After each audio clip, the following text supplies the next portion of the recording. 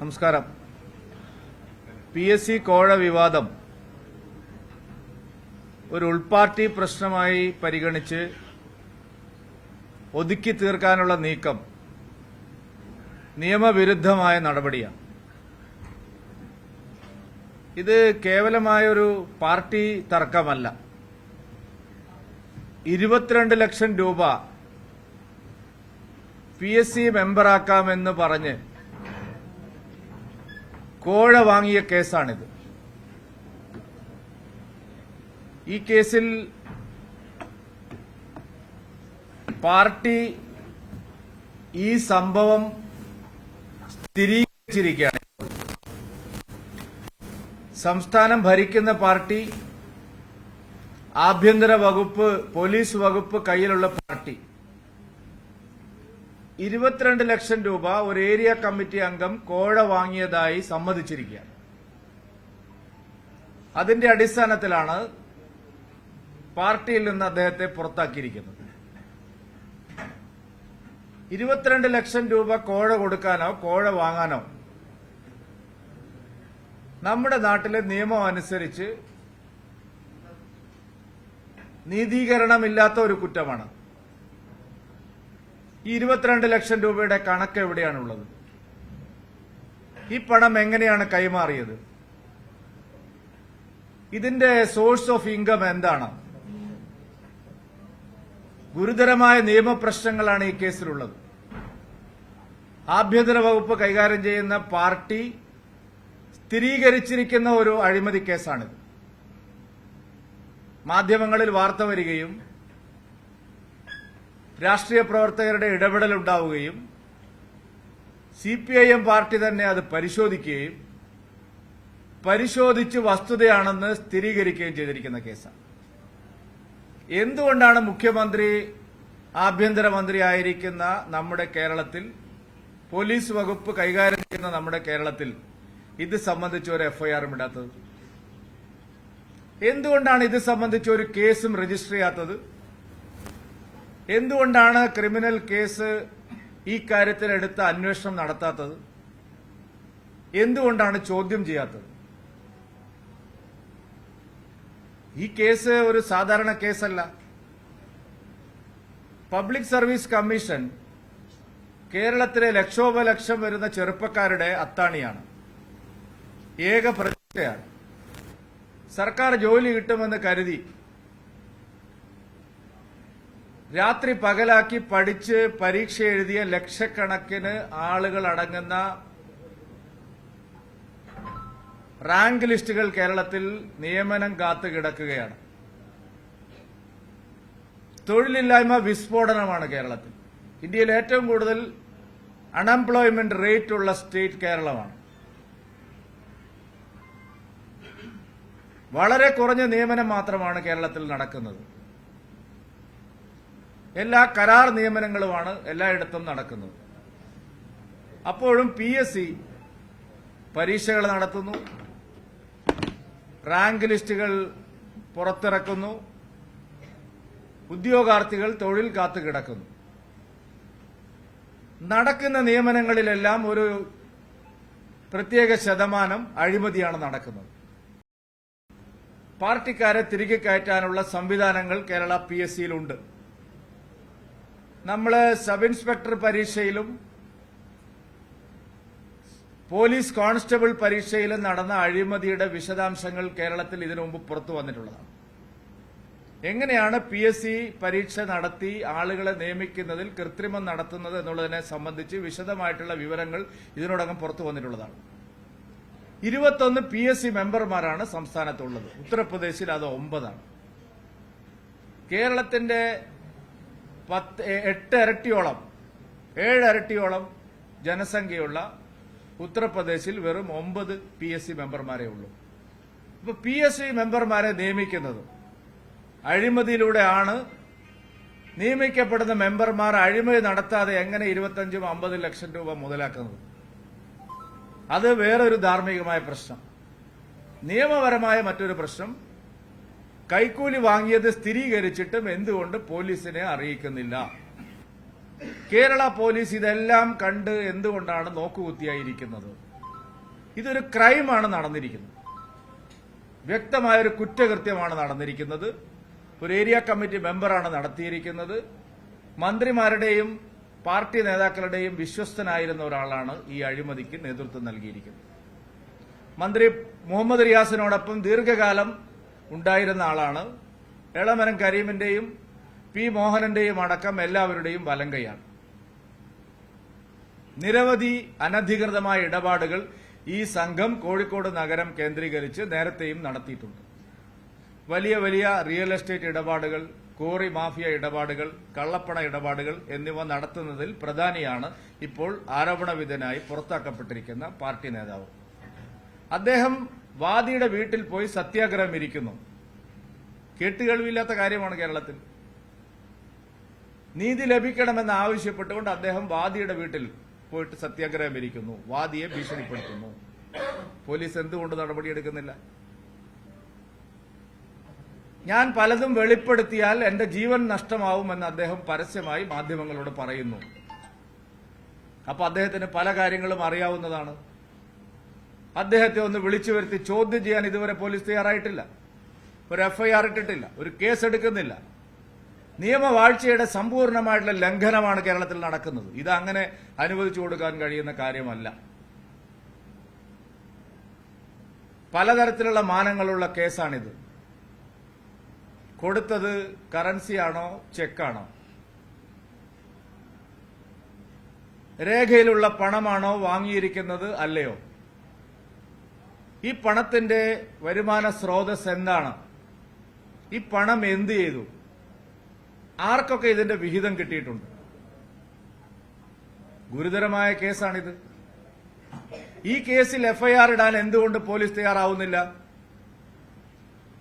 അതുകൊണ്ട് ഇതിനെ നിയമപരമായി തന്നെ നേരിടണമെന്നാണ് ഭാരതീയ ജനതാ പാർട്ടി ആഗ്രഹിക്കുന്നത്. പോലീസ് എഫ്ഐആർ ഇട്ടേ മതിയാവുള്ളൂ. ഞങ്ങൾ ഇന്ന് ഡിജിപിക്ക് ഔപചാരികമായിട്ടുള്ള പരാതി നൽകുകയാണ്. PSC ഭരണഘടനാ സ്ഥാപനമായതുകൊണ്ട് ബഹുമാനപ്പെട്ട ഗവർണറെയും ഇക്കാര്യത്തിൽ സമീപിക്കാൻ ഭാരതീയ ജനതാ പാർട്ടി ആഗ്രഹിക്കുകയാണ്. ചില ആളുകൾ പുകമറ സൃഷ്ടിച്ച് ഇതിനെ വഴിതിരിച്ചുവിടാൻ ശ്രമിക്കുന്നുണ്ട്. മാർക്സിസ്റ്റ് പാർട്ടിയുടെ ഓഫീസിൽ നിന്ന് കൊടുത്ത വാർത്ത ചില മാധ്യമങ്ങൾ പ്രാദേശിക BJP നേതാവിന് പങ്ക്.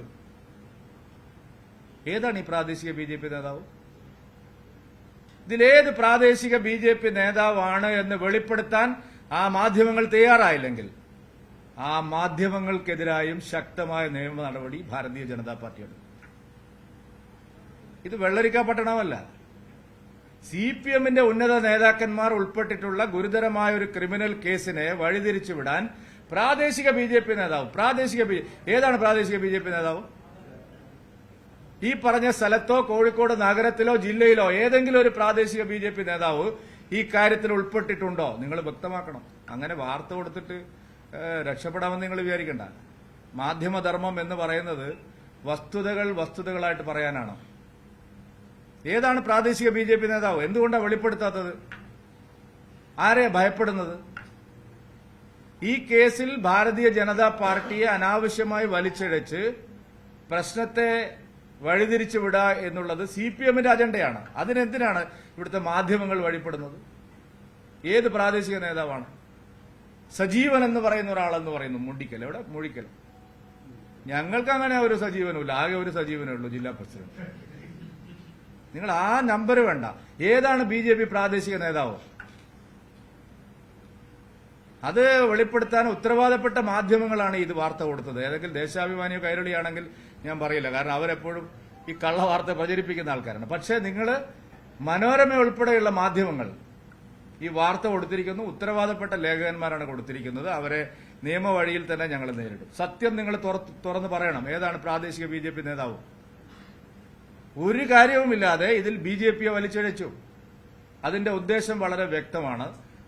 അത് ഞങ്ങൾ വെറുതെ കൈയും കെട്ടി നോക്കിയിരിക്കുമെന്ന് നിങ്ങൾ വിചാരിക്കേണ്ട. നിയമം ആ വഴിയിൽ തന്നെ നിങ്ങളെ കൊണ്ട് ആ പ്രാദേശിക BJP നേതാവ് ആരാണെന്ന് പറയിപ്പിക്കും. അല്ലെങ്കിൽ ഈ വാർത്തയ്ക്കെതിരായിട്ട് നിങ്ങളെ കൊണ്ട് തിരുത്തി പറയിപ്പിക്കാനാവുമെന്ന് ഞങ്ങൾ നോക്കുകയാണ്. എന്തുകൊണ്ടാണ് ഈ ഒരു അഴിമതി, ഇത്രയും ഗുരുതരമായ ഒരു കേസ് പോലീസിന്റെ അന്വേഷണത്തിന് വിധേയമാവാത്തത്? അതാണ് ഇവിടുത്തെ പ്രധാന പ്രശ്നം. ഇത് ഒരു അഴിമതിയല്ല ഇവർ നടത്തിയിട്ടുള്ളത്. കോഴിക്കോട് നഗരം കേന്ദ്രീകരിച്ച് എന്തെല്ലാം അഴിമതികൾ ഈ മാഫിയ സംഘം ഇതിനോടകം നടത്തി. എന്റെ മുമ്പിലിരിക്കുന്ന മാധ്യമപ്രവർത്തകർക്ക് അറിയാത്തതാണോ? കോഴിക്കോട് മൊഫീസൽ ബസ് സ്റ്റാൻഡ് നിർമ്മാണത്തിൽ എത്ര കോടി രൂപയുടെ അഴിമതി നടന്നിരിക്കുന്നു? ഒരു വർഷം കഴിയുമ്പോൾ അതിന് ബലക്ഷയം കണ്ടിരിക്കുന്നു. മദ്രാസ് IITയുടെ ആൾക്കാർ വന്നിട്ട് അതിന്റെ സുരക്ഷ പരിശോധിച്ചു. കോടിക്കണക്കിന് രൂപയാണ് അതിന്റെ പുനർനിർമ്മാണത്തിനുള്ള ചെലവ്. ആരാണിത് നടത്തിയിരിക്കുന്നത്? Sorry, KSRTC. ആരാണിതിന് പിന്നിൽ? വളരെ ഗുരുതരമായ അഴിമതി അവിടെ നടന്നിരിക്കുന്നു. ഒരു അന്വേഷണവും അത് സംബന്ധിച്ച് നടന്നില്ല. 300 കോടി രൂപ വിലമതിക്കുന്ന സ്റ്റീൽ കോംപ്ലക്സ് 30 കോടി രൂപയ്ക്ക് ഛത്തീസ്ഗഡിലെ ഒരു കമ്പനിക്ക് വിറ്റിരിക്കുന്നു. ഗത്യന്തരമില്ലാതെ സർക്കാർ അതിനെതിരെ കോടതിയിൽ പോയി. ഇപ്പൊ കോടതി ഉത്തരവ് സമ്പാദിച്ച് അവിടെ ഏറ്റെടുക്കാൻ കമ്പനി വരികയാണ്. 300 കോടി രൂപ വില വരുന്ന മതിപ്പ് വിലയുള്ള ഒരു സ്ഥാപനം, അഭിമാന സ്ഥാപനം കേരളത്തിന്റെ 30 കോടി രൂപയ്ക്ക് വിൽക്കുന്നു. ഈ എളമരം കരീമും മുഹമ്മദ് റിയാസും EP മോഹനും ഒന്നും അറിയാതെ ഈ ഇടപാട് നടക്കുവോ? ചരിത്ര പ്രസിദ്ധമായ കോംട്രസ്റ്റ് ഹോട്ടൽ സമുച്ചയമാക്കി മാറ്റാൻ ആരാണ് ശ്രമിക്കുന്നത്? ഇതേ മാഫിയ സംഘമാണ്. മലബാറിലെ കേരളത്തിലെ ഏറ്റവും പ്രധാനപ്പെട്ട ഒരു സ്ഥാപനമാണത്. വർഷങ്ങളായിട്ട് അവിടെ സമരം നടക്കുകയാണ്, തൊഴിലാളി സംഘടനകളും നാട്ടുകാരും. കോംട്രസ്റ്റ് ഏറ്റെടുക്കണമെന്ന് ആവശ്യപ്പെട്ടുകൊണ്ടുള്ള നിയമ നടപടിയിൽ സുപ്രീം കോടതി വിധി പറഞ്ഞിരിക്കുക. പക്ഷെ അതൊരു ഹോട്ടൽ ശൃംഖലയ്ക്ക് കൈമാറാനാണ് നീക്കം. റിയൽ എസ്റ്റേറ്റ് മാഫിയകൾ, IT പാർക്കിനോട് അനുബന്ധിച്ച് നടന്ന കച്ചവടങ്ങൾ എല്ലാം അന്വേഷണത്തിന്റെ പരിധിയിൽ വരേണ്ടതാണ്. അതൊന്നും അന്വേഷിക്കുന്നില്ല. കഴിഞ്ഞ 8 വർഷമായിട്ട് ഒരു മാഫിയ സംഘം കോഴിക്കോട് കേന്ദ്രീകരിച്ച് പ്രവർത്തിച്ചുകൊണ്ടിരിക്കുകയാണ്. ആ മാഫിയ സംഘത്തിന്റെ ഭാഗം തന്നെയാണ് ഇപ്പോഴത്തെ PSC കോഴയുടെ പിന്നിലുമുള്ളത്. ശരിയായ അന്വേഷണം വേണം. ഞങ്ങൾ ആ കാര്യത്തിൽ ഉറച്ച നിലപാടാണ്. ആളുകളെ വഴിതിരിച്ചു വിട്ട് പ്രശ്നം പരിഹരിക്കാമെന്ന് നിങ്ങൾ വിചാരിക്കുന്നുണ്ടെങ്കിൽ ഞങ്ങൾ ഇതിന്റെ പിന്നാലെ തന്നെ ഉണ്ട്. നിയമ നടപടികളുമായിട്ട് പോകും. DGPക്കും ഗവർണർക്കും ഞങ്ങൾ പരാതി കൊടുക്കുന്നു. ബാക്കി അത് കഴിഞ്ഞിട്ട് നടപടിയൊന്നും ഉണ്ടായില്ലെങ്കിൽ ഇത് മണി ലോണ്ടറിംഗ് ആക്ടിന്റെ പരിധിയിൽ വരുന്ന കേസാണ്. മറ്റു പല കാര്യങ്ങളും പിന്നീട് പരിശോധിക്കേണ്ടി വരും. അല്ല, ആദ്യം സംസ്ഥാന ഏജൻസികൾ ഒരു FIR ഇടണമല്ലോ. എന്തിനാണ് കേന്ദ്രം തിരക്ക് പിടിക്കുന്നത്? കേന്ദ്രത്തിന്റെ അന്വേഷണ ഏജൻസികൾ വരേണ്ട സമയത്ത് വരും. ഇത് ഒരു ചെറിയ കളിയല്ല. 22 ലക്ഷം രൂപ വാങ്ങിയെന്നും കൊടുത്തുവെന്നും പാർട്ടി തന്നെ സമ്മതിച്ച് നടപടിയും എടുത്ത് എന്നിട്ടും ഒരു പോലീസ് കേസെടുക്കുന്നില്ല എന്ന് പറഞ്ഞാൽ അതൊരു ചെറിയ കാര്യമല്ല. ഞങ്ങൾ അതിന്റെ പിന്നാലെ തന്നെ ഉണ്ട്. ഞാൻ ചോദിക്കുന്നത്, മുഖ്യമന്ത്രി പിണറായി വിജയന്റെ വകുപ്പിന്റെ മുമ്പിലല്ല ഈ കേസുള്ളത്. നമ്മുടെ നാട്ടിൽ നിയമവാഴ്ചയില്ലേ? പിണറായി വിജയൻ നേരിട്ട് ആഭ്യന്തര വകുപ്പ് കൈകാര്യം ചെയ്യുകയാണ്. പിണറായി വിജയന്റെ സണ്ണിലോ ആണ് ഇവിടുത്തെ സൂപ്പർ മുഖ്യമന്ത്രി. അദ്ദേഹം പാർട്ടിക്ക് പരാതി കൊടുത്തു എന്നാണ് പറയുന്നത്. ഗോവിന്ദ് പറയുന്നത് എനിക്കൊരു പരാതി കിട്ടിയിട്ടില്ല. ഈ നാടകമൊക്കെ അങ്ങ് പാർട്ടി ഓഫീസിൽ വെച്ചാൽ മതി. ഇതിപ്പോഴും പാർട്ടിയുടെ പ്രശ്നമല്ല. ഇത് നമ്മുടെ നാട്ടിലെ നിയമവാഴ്ചയുമായി ബന്ധപ്പെട്ട് നിൽക്കുന്ന ഒരു പ്രശ്നമാണ്. അങ്ങനെയല്ലല്ലോ. എന്തുകൊണ്ടാണെന്നുള്ളതിന്റെ ധാർമ്മികമായ ഉത്തരം അവർ പറയണ്ടേ? ഇത്രയും ഗുരുതരമായ ഒരു കേസ് കണ്ടെത്തുകയും അതിന്റെ പ്രഭവ കേന്ദ്രം എന്താണെന്ന് കണ്ടെത്തുകയും പണം കൈമാറിയെന്ന് സ്ഥിരീകരിക്കുകയും അഴിമതിയാണെന്ന് സമ്മതിക്കുകയും അതിന്റെ പേരിൽ നടപടിയെടുക്കുകയും ചെയ്യുന്നു. ഇത്രയും തെളിവുകൾ നമ്മുടെ ചിത്രത്തിന് മുമ്പിൽ നിൽക്കുകയാണ്. എന്നിട്ടൊരു പോലീസ് FIR വേണ്ടേ? ഞങ്ങൾ ചോദിക്കുന്നതിൽ എന്തെങ്കിലും അനൗചിത്യമുണ്ട്? പരാതി നൽകാതെ എങ്ങനെയാണെന്ന് പ്രമോദ് കോട്ടൂളിയെ സസ്പെൻഡ് ചെയ്തിരിക്കുന്നത്? അല്ല, എന്താ ഇപ്പൊ ഒതുക്കി തീർക്കാത്തത്? എന്താ ഇപ്പൊ ഒതുക്കി തീർത്തില്ലേ? അല്ല, പാർട്ടി എന്തോ വലിയ മഹാകാര്യം ചെയ്തു എന്ന് നിങ്ങൾ പറ. എന്താണ് പാർട്ടി എന്ത് മഹാകാര്യം? പോലീസിന് കൊടുക്കണം. ഇത് അവിടെയാണ് തീർപ്പ് കൽപ്പിക്കേണ്ടത്. പാർട്ടി കോടതിയല്ല. ഇത് ചൈനയല്ല, ഇന്ത്യ രാജ്യമാണ്. ഇവിടെ നിയമവ്യവസ്ഥയുണ്ട്. പാർട്ടി കോടതി തീരുമാനിച്ചിട്ട് ഒരാളെ മാറ്റി നിർത്തുന്നു, തിരിച്ചെടുക്കുന്നു എന്നുള്ളത് ജനങ്ങളെ സംബന്ധിച്ച വിഷയമുള്ള കാര്യമല്ല. പാർട്ടി കോടതി തീരുമാനിക്കാനുള്ളതല്ല ഇത്. നീതിന്യായ കോടതികളാണ് ഇതിന്റെ ഉത്തരം കാണേണ്ടത്. ഈ PSC അംഗത്വ നിയമനത്തിനല്ല ഈ കോഴ എന്നുള്ളതാണ് ആയിക്കോട്ടെ. അല്ല, PSC നിയമന കോഴ അല്ലെങ്കിൽ ഏത് കോഴയാണെന്ന് അന്വേഷിച്ച് കണ്ടുപിടിക്കണമെന്ന്. PSC നിയമന കോഴയല്ല, ആയുഷിൽ ജോലി കൊടുക്കാനാണെന്നാണ് നിങ്ങൾ പറയുന്നതെങ്കിൽ ഞങ്ങളാരും ഇപ്പൊ അതൊന്നും അല്ല വേണ്ടെന്ന് പറഞ്ഞില്ലല്ലോ. അല്ല, ആയിക്കോട്ടെന്ന് ഞാൻ പറഞ്ഞത്. ഇതിന് വ്യക്തത വരുത്തുന്നത് ആരാണ് വ്യക്തത വരുത്തേണ്ടത്? മാധ്യമങ്ങളോ രാഷ്ട്രീയ പാർട്ടികളോ അല്ലല്ലോ, പോലീസല്ലേ ഇതിന് വ്യക്തത വരുത്തേണ്ടത്. എന്താ അത് അന്വേഷിക്കാത്തത്? പിന്നെ എന്തിനാ നടപടിയെടുത്തത്? അല്ല, എനിക്ക് മനസ്സിലാവുന്നില്ല. പാർട്ടിക്ക് ചേരാത്ത പണം കൈമാറിയില്ല എന്ന് പറഞ്ഞാൽ പിന്നെ എന്താണ് പാർട്ടിക്ക് ചേരാത്ത പ്രവർത്തനം? പണം കൈമാറിയിട്ടില്ലെങ്കിൽ പിന്നെ എന്ത് പാർട്ടിക്ക് ചേരാത്ത പ്രവർത്തനമാണ്? എനിക്ക് മനസ്സിലാവുന്നില്ല. ഇത് പണം കൈമാറിയ കേസല്ലേ? അല്ല, ഈ സജീവൻ ആരോഗ്യമന്ത്രിയുടെ സെക്രട്ടറിയാ? ഞാൻ കേട്ടത് അങ്ങനെയാണ്. നിങ്ങളൊരു സജീവന്റെ പേര് പറഞ്ഞല്ലോ, ഞാൻ കേട്ടത് അയാൾ ആരോഗ്യമന്ത്രിയുടെ സെക്രട്ടറിയാണെന്ന്. അല്ല, അങ്ങനെയുള്ള ആൾക്കാരൊക്കെ തന്നെയല്ലേ ഇവിടെ ഇരുന്ന് അധികാര സ്ഥാനത്ത് ഇരിക്കുന്നവരല്ല. അതിനെക്കുറിച്ചല്ല അന്വേഷണം വേണ്ടത്. ഇതില് പറയുന്നത് ഈ ആരോഗ്യമന്ത്രിയുടെ സെക്രട്ടറിയുടെ പേര് ദുരുപയോഗം ചെയ്തു എന്നിട്ട് മറ്റൊരു BJP പ്രവർത്തകനായ സജീവന്റെ നമ്പർ അത് ഏതാണെന്നാണെന്ന് സാർ, ആ നമ്പർ ഞാൻ ട്രൂ കോളറിൽ അടിച്ചു നോക്കിയപ്പോൾ അത് ആരോഗ്യമന്ത്രിയുടെ സെക്രട്ടറിയുടെ നമ്പറാണ് എനിക്ക് കിട്ടുന്നത്. ഒന്നും വരാതല്ല ഞങ്ങളിവിടെ വന്നിരിക്കുന്നത്. സജീവന്റെ പേര് പറഞ്ഞ് നിങ്ങൾ അങ്ങനെ പോയാൽ മതിയാവില്ലല്ലോ. വളരെ ദുരുദ്ദേശത്തോടു കൂടിയാണ് നിങ്ങൾ ഈ വാർത്ത കൊടുത്തത്. അതിനുള്ള മറുപടി നിങ്ങൾ എനിക്ക് തരണം. പ്രധാനപ്പെട്ട ഒരു ചാനൽ വളരെ ദുരുദ്ദേശത്തോടു കൂടിയാണ് ഈ വാർത്ത കൊടുത്തത്. എന്തായിരുന്നു അതിന്റെ ഇന്റൻഷൻ? ഏത് BJP കാരനാണ്?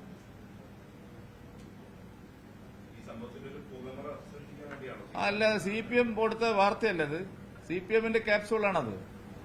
ഞാൻ അതുകൊണ്ടല്ലേ ചാലഞ്ച് ചെയ്യുന്നു. BJPയുടെ ഏതെങ്കിലും ഒരു പ്രാഥമിക അംഗത്തെയെങ്കിലും നിങ്ങൾക്ക് ചൂണ്ടിക്കാണിക്കാൻ കഴിയുമോ?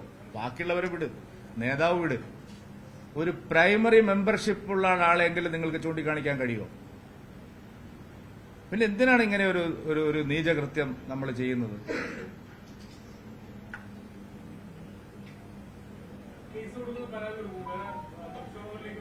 തീർച്ചയായിട്ടും പ്രക്ഷോഭം ആരംഭിച്ചല്ലോ. ഇനിയും കഴിഞ്ഞ ദിവസം സെക്രട്ടേറിയറ്റിന് മുമ്പിൽ അതിശക്തമായിട്ടുള്ള സമരം ഉണ്ടായിരുന്നു. നിങ്ങൾ തന്നെ അത് ഒരു അരമണിക്കൂർ ലൈവായിട്ട് കാണിച്ചതാണ്. കോഴിക്കോട് പല സ്ഥലത്തും അതിന്റെ പേരിൽ സമരങ്ങൾ നടക്കുന്നു. ഇനിയും സമരങ്ങൾ തുടരും.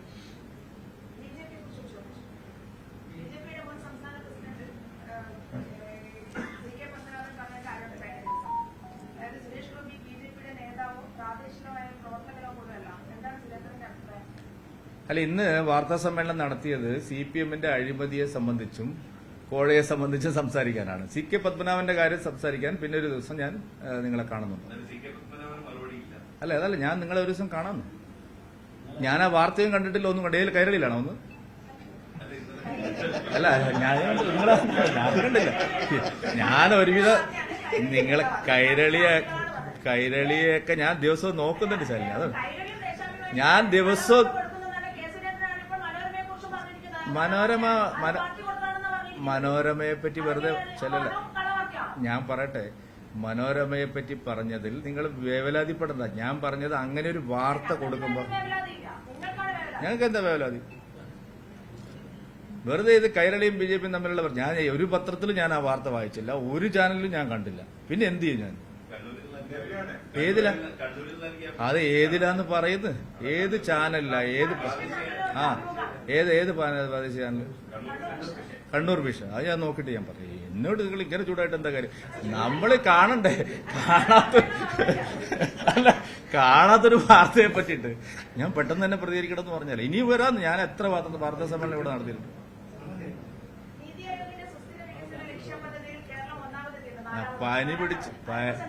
പനി പിടിച്ച ആളുകൾ ചത്തൊടുങ്ങുകയാണ്. അപ്പോഴാണ് നീതി ആയോഗ്. അല്ല, എത്ര ആള് ചാവുന്നു? എന്താണ് നിങ്ങൾ പറയുന്നത്? പനി പിടിച്ചിട്ട് ഇവിടെ മരുന്നുമില്ല, ഒരു സംഭവമില്ല. എന്നിട്ട് നീതി ആയോഗ് എന്ന് പറഞ്ഞ നടക്കുക. എന്താണ്? ഏത്? അല്ലെന്ന് സത്യം കാണുമ്പോ അവരത് പറഞ്ഞു എന്നല്ലല്ലോ. എന്താ നടക്കുന്ന കേരളത്തിൽ? അങ്ങനെയൊന്നുമല്ല ഞാൻ പറഞ്ഞത്. അതുകൊണ്ട് ഞാൻ ചോദിക്കുന്നത് സാറേ, അത് ഒരു പാരാമീറ്റർ വെച്ചിട്ട് പല അളവുകോൽ പല കാര്യങ്ങളും നമ്മൾ വായിക്കുന്നുണ്ട്. എന്തോന്ന് മാർക്കെന്ന്? രാഹുൽ ഗാന്ധി 99 സീറ്റ് കിട്ടിയെന്ന് പറഞ്ഞ പോലെയാണ്. 543 കിട്ടിയത്, 100-ലല്ല. ഞാൻ പറയുന്നത് ഇത് വെച്ചിട്ട് ഇവിടെ പനി പിടിച്ച ആളുകൾ മരിക്കുന്നു, മരുന്നില്ല. ഞാൻ കേരളത്തിലുണ്ടാവുന്ന നേട്ടങ്ങൾ ആരും ഞാൻ വേണ്ടെന്ന് പറഞ്ഞില്ലല്ലോ, ഞാൻ എഴുത്തിയിട്ടില്ലെന്ന്. ഞാൻ പറഞ്ഞത് ഇവിടുത്തെ യാഥാർത്ഥ്യം എന്താണ് എന്ന് പറഞ്ഞുകൊണ്ട് നിങ്ങൾ തുടങ്ങണം. ആരോഗ്യം ഞാൻ പറയാം, ശാലിനി തിരക്കുടിക്കല. ക്ഷയരോഗം ഉണ്ടല്ലോ നമ്മുടെ നാട്ടിൽ, അതിന് 6 മാസത്തേക്കുള്ള ഒരു കോഴ്സ് മരുന്നാണ് കൊടുക്കുന്നത്, ഒരു ടാബ്ലറ്റ്. നിങ്ങൾക്ക് എല്ലാവർക്കും അറിയാം. ഇന്നേ വരെ നമ്മുടെ നാട്ടിൽ ക്ഷയരോഗത്തിന് 6 മാസം തുടർച്ചയായി കൊടുക്കുന്ന മരുന്ന് മുടങ്ങിയിട്ടില്ല. അത് മുടങ്ങിയാലുള്ള അപകടം എന്താണെന്നറിയും നിങ്ങൾ? മാരകമായ ശക്തിയിൽ ക്ഷയരോഗം തിരിച്ചു വരും. കേരളത്തിലെ ആശുപത്രികളിൽ ക്ഷയരോഗത്തിന് കൊടുക്കാനുള്ള മരുന്ന് മുടങ്ങിയിരിക്കുന്നു. കേരളത്തിലെ എല്ലാ പ്രാഥമിക ആരോഗ്യ കേന്ദ്രങ്ങളിലും ആവശ്യമായ മരുന്നുകളില്ല, പരിശോധനാ സംവിധാനങ്ങളില്ല, കുത്തഴിഞ്ഞ് കിടക്കുകയാണ്. മാലിന്യ നിർമ്മാർജ്ജനം നടത്തുന്നേയില്ല, കൊതുകുകൾ പെരുകുകയാണ്. ഇന്ത്യയിൽ ഒരു സംസ്ഥാനത്തും ഇല്ലാത്ത പകർച്ചവ്യാധികൾ പടരുകയാണ് കേരളത്തിൽ. ഇത്തവണ ഒരു പഞ്ചായത്തിലും കൊതുകിനെ കൊല്ലാനുള്ള ഒരു യന്ത്രം വെച്ച് പോകുന്നില്ല, അതുപോലും നടന്നില്ല. ഒരു മാലിന്യവും നിർമ്മാർജ്ജനം ചെയ്തില്ല. ഇതെല്ലാം സത്യമാണ്. എന്ത് കിട്ടിയെന്നാണ് നിങ്ങൾ പറയുന്നത്? നീതി ആയോഗിനെ പറ്റി ഏത് കാര്യത്തിലെന്ന് ഒരു കാര്യത്തിൽ നിങ്ങൾ ഏതെങ്കിലും ഒരു കാര്യം എന്ത് സുസ്ഥിര ആളുകള് 500 കോടി 600 കോടി നഗരവികസനത്തിന് കൊടുത്ത നഗരത്തിലെ ഓടയിൽ വീണിട്ട് ആളുകളെ കാണാതാവുന്നു. ഇതൊക്കെ അല്ലെ? എന്താണ് നിങ്ങൾ പറയുന്നത്? എന്ത് ഭരണമാണ് ഇവിടെ? തദ്ദേശ സ്ഥാപനങ്ങൾക്ക് കഴിഞ്ഞ ഒരു വർഷമായ 5 നയാ പൈസയുടെ വിഹിതം കൊടുക്കുന്നില്ല. കേന്ദ്രം ആര് പറഞ്ഞു? സഹോദരി, സ്മാർട്ട് സിറ്റിക്ക് വേണ്ടി തിരുവനന്തപുരത്ത് കൊടുത്ത കാശിന്റെ കണക്ക് ഞാൻ പോക്കറ്റിൽ നിന്ന് എടുത്തു തരാം. ഈ കാശൊക്കെ എവിടെ പോയി? ആരോഗ്യ മേഖലയ്ക്ക് NHM കൊടുത്ത കാശൊക്കെ എവിടെ പോയി? നീതി ആയോഗ് ഏതെങ്കിലും ഒരു കാര്യത്തിൽ ഒരു പാരാമീറ്റർ വെച്ചിട്ട് കേരളം നല്ലതാണെന്ന് പറഞ്ഞ ബാക്കിയെല്ലാം അംഗീകരിച്ച് തരാൻ മാത്രമുള്ള മടയന്മാരാണോ കേരളത്തിലെ ജനങ്ങൾ? ഇതെല്ലാം കൊടുത്തിട്ട് ഇതെല്ലാം പറഞ്ഞിട്ട് 6% പാർട്ടിക്കാര് കഴിഞ്ഞ തെരഞ്ഞെടുപ്പിൽ നിങ്ങളെ പാർട്ടിയെ വിട്ട് BJPക്കും പ്രതിപക്ഷത്തിന് വോട്ട് ചെയ്തു. നിങ്ങളെ പാർട്ടി അടിയിപ്പോയി. ഇന്നിപ്പോ അതിനെപ്പറ്റി പരിശോധിച്ചുകൊണ്ടിരിക്കുകയാണ്. അതുകൊണ്ട് ജനങ്ങളെ വിശ്വസിപ്പിക്കാൻ കഴിയുന്ന ഒരു കാര്യവുമല്ല ഇപ്പോൾ എടുത്തു കാണിക്കുന്നത്. അതുകൊണ്ട് മറ്റേ ടവറിൽ പോയില്ലേ, ഒരു ഉണക്ക ഒരു ഇരുമ്പ് കസേരയിട്ട് മറ്റേ ടവറിന്റെ അവിടെ പോയി ഇരുന്നിട്ട് വലിയ ലോകം മുഴുവൻ ഞങ്ങളെ പിണറായി വിജയനെ ആദരിക്കുന്നു എന്ന് പറയുന്നത് പോലത്തെ നമ്പറുകളൊന്നും ജനം വിശ്വസിക്കില്ല. ജനം നിങ്ങളെ വെറുത്തു കഴിഞ്ഞിരിക്കുന്നു. നീതി ആയോഗ് ഇടയ്ക്കിടയ്ക്ക് പറയണ്ട. നിങ്ങളുടെ ഉദ്ദേശം എനിക്ക് മനസ്സിലായി.